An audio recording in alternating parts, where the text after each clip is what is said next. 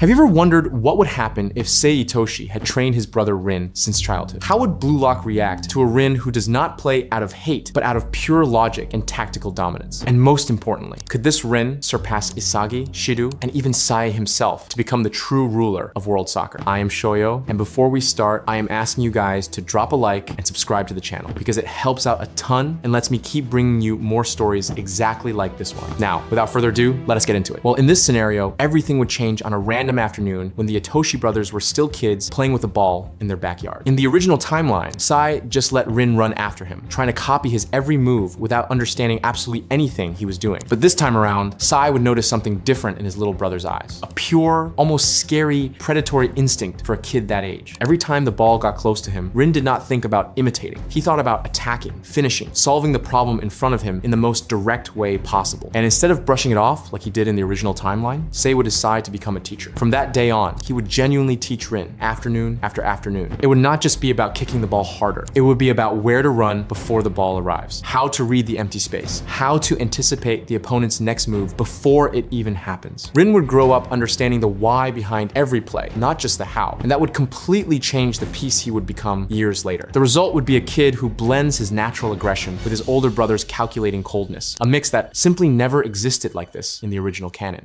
Years later, when Sae comes back from Spain completely frustrated, the second major shift in the story would happen. In the original timeline, Sae just destroyed Rin's self-esteem with pure contempt, telling him he was garbage and planting a trauma that would haunt him for the rest of his life. But now, Sae would tell the truth in a completely different way, looking his brother in the eyes and saying it straight. The world stage is a whole different beast. I am going to be the best midfielder on the planet, but Japan does not have a striker on my level. Your job, starting today, is to become that striker. Rin would not feel hate. He would feel a sense of purpose. And this is exactly where the difference is born that will define everything in his life moving forward. This Rin's ego would not be fueled by revenge, but by pure and simple domination. He does not want to destroy his brother. He wants to stand right next to him at the top of the world, playing together, not competing for attention. And that is how, when the time finally came to enter Blue Lock, Rin would show up as a completely different player from the one everyone knows in the original story. In the first selection, Rin would not walk in foaming at the mouth with hate, trying to prove to everyone he is better than his brother. He would walk in with a cold and crystal clear goal in his head: to use that insane project put together by Igo Jinpachi as his own personal lab, a place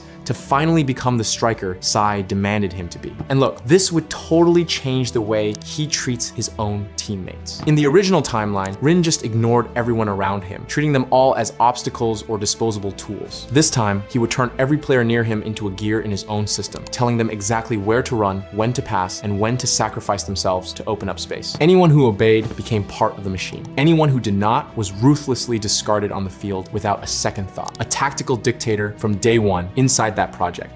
Now, you might be wondering, what about his first big test, specifically against Isagi? Well, when the teams met in the 3-on-3 matchup with Aryu and Tokimitsu on one side, and Isagi, Nagi, and Bachira on the other, Rin would dominate the game with an almost boring level of ease. But the real change would be going on inside his head. Instead of just calling Isagi lukewarm and turning his back like he did in the original timeline, Rin would spot the exact same spark of spatial awareness that Sae himself has hiding right there in Isagi. And getting curious about it, he would decide to actively test Isagi during the match, setting up tactical traps just to see if the kid could figure them out on his own. In the end, Rin would win the match and pick Bachira for his team, exactly like in the original. But this time, he would leave a direct message for Isagi before walking off the pitch. His eyes might try to read the game, but his brain is still way too slow to keep up, and he needs to develop that fast, or he will be completely useless to the world. And it is exactly this taunt, coming from someone who actually saw his potential, that would make Isagi speed up his development at a completely different pace compared to the original timeline, almost as if he had gained years of training in just a few months. The rematch in the second selection, now in a 4-on-4, would already show the direct results of that taunt. Isagi would come into this duel using a rough draft of his metavision, way earlier than he was supposed to at that point in the story. And the game would stop being brute force versus luck, turning into a real war of intellects, almost like 4-dimensional chess. But here is the important detail you need to remember. Rin's ego is not fragile. It never was. When Isagi managed to predict some of his moves, Rin would not lose his mind or get pissed off trying to prove his strength. On the contrary, he would use that predictability as bait, adding another layer of manipulation right on top of the last one. In the end, he would win in a mathematical and undeniable way, without relying on some lucky loose ball at the end of the game. And he would recruit Isagi on the spot, recognizing him as the best piece for his own improvement that he had ever seen in his entire life. But not everything would be easy for this Rin, and it is a good thing it wasn't. When he faced off against the World 5, the team made up of Julian Loki, Leonardo Luna, and other actual pros, guys who were already living at the world-class level that Sae demanded, he would lose. And here's something crucial to understand about this specific Rin. This defeat would not break him inside. Instead of trying to do everything himself and ending up humiliated, Rin would coldly analyze the massive physical and tactical gap that still existed between him and that level, saving every single detail as fuel for his own evolution. In fact, it was this defeat that made it crystal clear to him that even if he dominated all of Blue Lock, there was still a gigantic road ahead before reaching where his brother was. Moving into the third selection, the clash with Shido would also play out totally differently from what you are used to seeing. In the original manga, those two instinctively hate each other and end up throwing punches almost the second they meet. But this Rin would just look at Shido as an illogical barbarian, and he would not waste a single second getting into a fistfight with him. Instead, he would read Shido's chaos with almost cruel precision, passing the ball exactly where he was going to be in the next split second, forcing his rival to score goals that were actually completely drawn up by Rin from start to finish. And the craziest part is that Shido would be pissed off that he could not shine on his own, but he would not really have anything to complain about since he kept scoring goal after goal.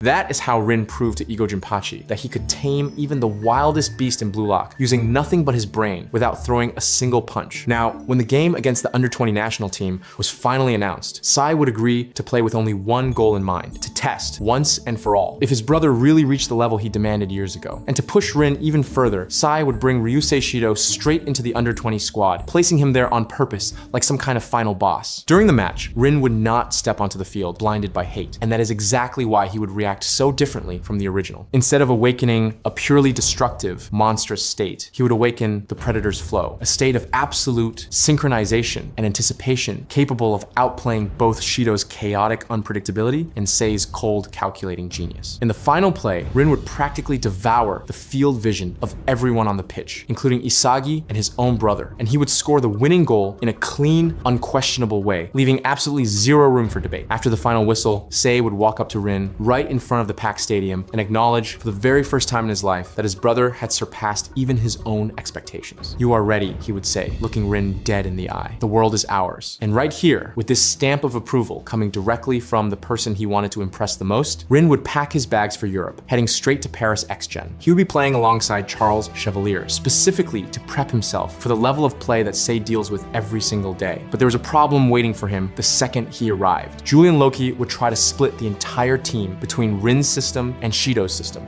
acting like there were two different national teams fighting on the same pitch. Rin would shut down this little rivalry in about 3 practice sessions, dominating the field so absolutely that it would just become statistically inefficient to pass the ball to anyone else but him. And that is how the Neoegoist League would go, shot after shot, all the way up to the most hyped match of the entire tournament against Bastard Munchen, Isagi, and Kaiser's team. At this point in the story, Isagi would already have his own metavision pushed to the absolute limit, trying to decode a Rin who now played almost as if he was the field itself, predicting every move before it even happened. And look, this would not be a game of brute force at all. Rin would not try to crush Isagi physically. Instead, he would manipulate his rival's own team, pushing Baru, Kaiser, and the other players to shut down Isagi's passing lanes one by one, like he was locking doors before they could even be opened. But there is an important detail you need to know here. Even with all this insane control, Bastard Munchen would still manage to mount a comeback at the very end, with a goal from Isagi that would make everyone on the field freeze and just watch in pure shock. And it is exactly this play that would crown Isagi as the Demon King of Blue Lock, the Neo-Egoist who finally reached Rin's level after being tested and pushed by him for so long. But do not get it twisted thinking this was a real defeat for Rin, because when they finalized the overall rankings of the Neoegoist League, he would finish tied at the absolute top, sitting as the #1 player in the world, right alongside Isagi himself, receiving the highest financial offer ever seen in world soccer. And the most interesting part of all is that this specific loss would not shake this timeline's Rin one bit. On the contrary, it would just be another stepping stone, another valuable piece of data to store away, exactly like he did way back against the World 5. Because deep down, this is the Rin that Sae built with his own 2 hands.